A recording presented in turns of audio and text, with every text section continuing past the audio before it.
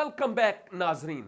शुक्रिया कि आप टेलीविजन के पास बैठे खुदावंद के कलाम की खूबसूरत बातों को सीख रहे हैं और मैं भी बड़ी दयानतदारी के साथ खुदावंद के कलाम की बातों को दिल से आपके सामने रखता हूं ताकि मेरे साथ आप भी बरकत पाएं और हम मिलकर दूसरों के लिए बरकत का सबब ठहरे। चुनांचे जो बात मैं कह रहा हूं वो क्या है? गुनाह भी एक ऐसा मर्ज है जो नस्ल दर नस्ल चलता है। आदम से गुनाह हुआ और उसके बाद आदम के दो बेटे यानी काइन और हाबिल का हम जिक्र पढ़ते हैं।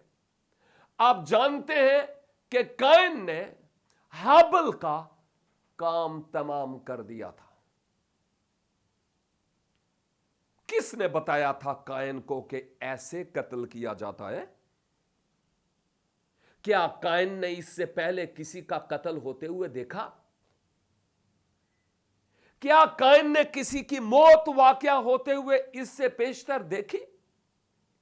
क्या काइन ने कहीं खून होता हुआ देखा? काइन कराची में थोड़ा ही पैदा हुआ था कि उसको पता हो।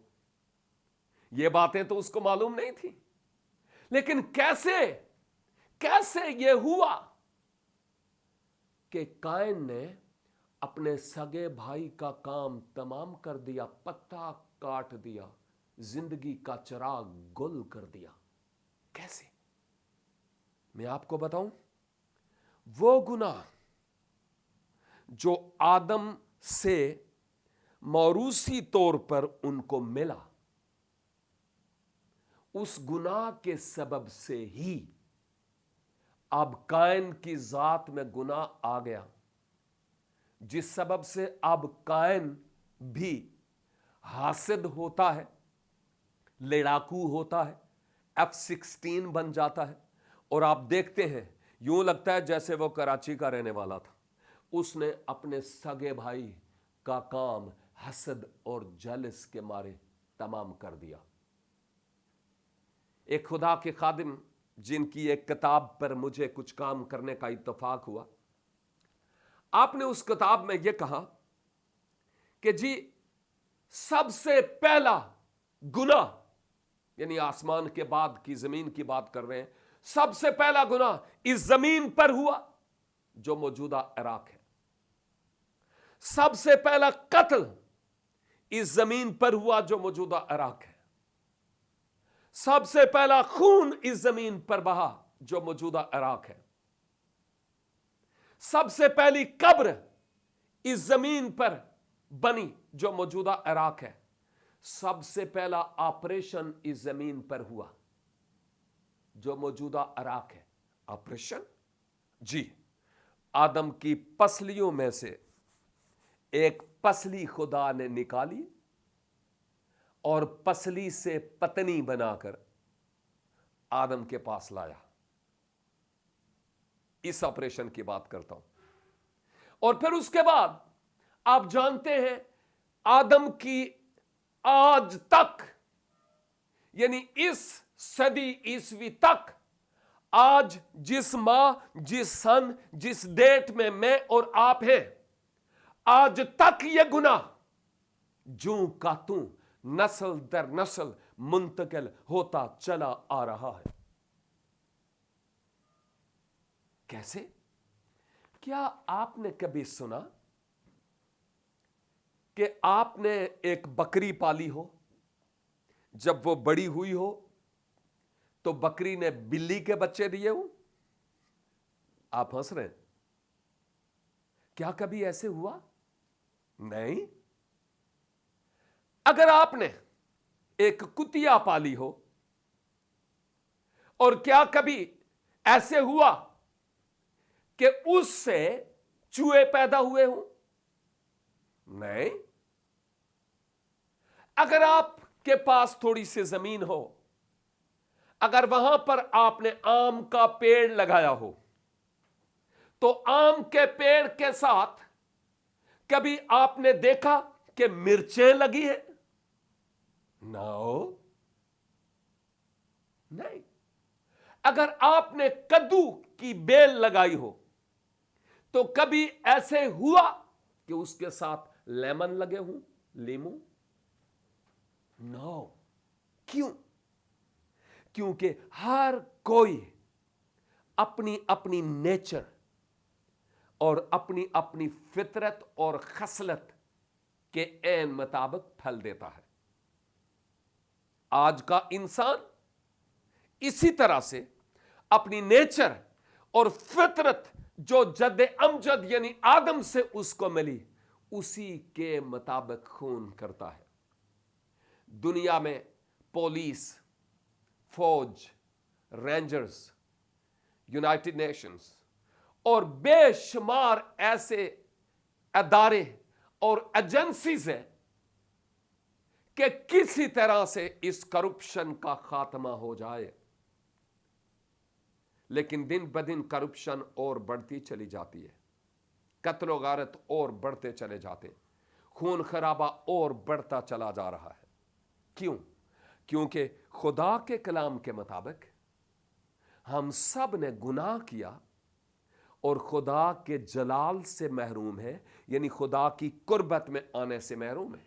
میرے سامنے زبور کی کتاب کھلی ہے اور زبور 51 میں حضرت داؤد فرماتے ہیں بڑے واضح طور پر کہ میری بدی کو مجھ سے دھو ڈال اور میرے گناہ سے مجھے پاک کر، کیونکہ میں اپنی خطاؤں کو مانتا ہوں اور میرا گناہ ہمیشہ میرے سامنے رہتا ہے. میں نے فقط تیرا ہی گناہ کیا اور وہ کام کیا ہے جو تیری نظر میں برا ہے، تاکہ تو اپنی باتوں میں راست ٹھہرے اور اپنی عدالت میں بے عیب رہے. دیکھ، میں نے بدی میں صورت پکڑی اور میں گناہ کی حالت میں ماں کے پیٹ میں پڑا. میں اور آپ کون سی حیثیت رکھتے ہیں؟ حضرت داؤد بھی اس بات کا اقرار کرتے ہیں کہ میں بھی گناہ میں پیدا ہوا. اور آپ جانتے ہیں ایک اور مقام پر حضرت پولس رومی کلیسیا سے مخاطب ہو کر فرماتے ہیں، 3 باب اور اس کی 10 آیت، یعنی خدا کی آواز بن کر آپ فرماتے ہیں کہ کوئی بھی راست باز نہیں، ایک بھی نہیں. اور پھر اسی باب کی 23 آیت جو میں پہلے پڑھ چکا ہوں، سب نے گناہ کیا اور خدا کے جلال سے محروم ہے. آپ دیکھتے ہیں نبی اور پیغمبر اور تمام نسل انسانی کی بابت، یعنی دوسرے لفظوں میں ساری اولاد آدم کی بابت خدا کے کلام میں ہمیں ایک ہی بات ملتی ہے، ہم سب گناہ کے ماتحت پیدا ہوئے. کیا ہم سب گناہ کے ماتحت نہیں پیدا ہوئے؟ کیا ہم سب مرتے نہیں ہیں؟ کیا ہم سب سے گناہ نہیں ہوتا؟ کیا ہم کبھی بیمار نہیں ہوتے؟ کیا کبھی ہمیں غصہ نہیں آتا؟ کیا ہم دوسروں کی بدگوئیاں اور عیب جوئیاں نہیں کرتے؟ اس سب کچھ کے پیچھے یہی ریزن ہے کہ انسان گنہگار ہے. اور بعض لوگ کہتے ہیں بچے معصوم ہوتے ہیں. میں کہتا ہوں جن گناہوں سے ہم بڑے واقف ہیں بچے ان سے واقف نہیں، اس وجہ سے تو معصوم ہے. لیکن فطرتی طور پر، نیچرلی، موروثی طور پر ان کی ذات میں آدم کی اولاد ہونے کے سبب سے گناہ ہے. ایک عرصہ پہلے میں آپ کو ایک مثال دے چکا ہوں. اگر 2 چھوٹے بچے 8 مہینوں کو، مہینے کے بچوں کو ایک طرف اور دوسرے کو ایک طرف بٹھا دیا جائے اور ان کے بیچ میں ایک بڑا کلرفل کھلونا رکھ دے، ایک ہی کھلونا کلرفل، آپ ہی دسو کی کرن گے؟ ایک دوجے دیاں لٹاں پٹن گے، چیخو پکار ہوگا جیسے وہ لیاری میں ہے، اور پتہ نہیں کیا کچھ ہوگا. کیوں یہ سب کچھ ہے؟ اس لیے کہ نیچرلی ان کی ذات میں گناہ ہے جو یہ کہتا ہے میں، تو نا نا نا نا، میں. गुनाह यही तो करता है। इसलिए मेरे अजीजों, आज मुझे और आपको इन खुदावंद के कलाम की बातों पर गौर करते हुए जरा देखना है और इन हकायक को तस्लीम करना है कि हम गुनाह के मातहत हैं और इस गुनाह के बदन से मुझे और आपको कोई छुड़ा नहीं सकता। और जरूरी है कि हम इस गुनाह की माहियत और मारूसी गुनाह को अपनी जात में तस्लीम करने वाले हूं कि ये है और हम वो गुनाहगार हैं, यानी मसीह में, जो खुदा के फजल के वसीला से बचे हैं। इस कलाम के लिए शुक्रगुजारी करें कि अगरचे हम गुनाह में पैदा हुए, लेकिन खुदा ने हमारी निजात का इंतजाम किया। और उसने क्या किया मैं आपकी खिदमत में आइंदा बताऊंगा, लेकिन आज के लिए ज़रूरी है मैं आपके लिए दुआ करूं। जहां कहीं आप हैं, अपने सरों को खुदावंद के हुजूर झुका लें, उसकी हजूरी को महसूस करें, वो हमारे दरमियान मौजूद है। प्यारे पिता, तेरा शुक्र अदा करता हूँ तेरे कलाम की खूबसूरत बातों के लिए जो तूने आज हमसे की है। हाँ ए खुदा, हम अपने बुजुर्ग के सबब से आज गुनाह के मातहत हैं, लेकिन तेरा शुक्र हो तेरी मोहब्बत के लिए जो मसीह यीशु के वसीला से जाहिर हुई कि अब हम पहले वाले मकाम पर बहाल हो सकते हैं।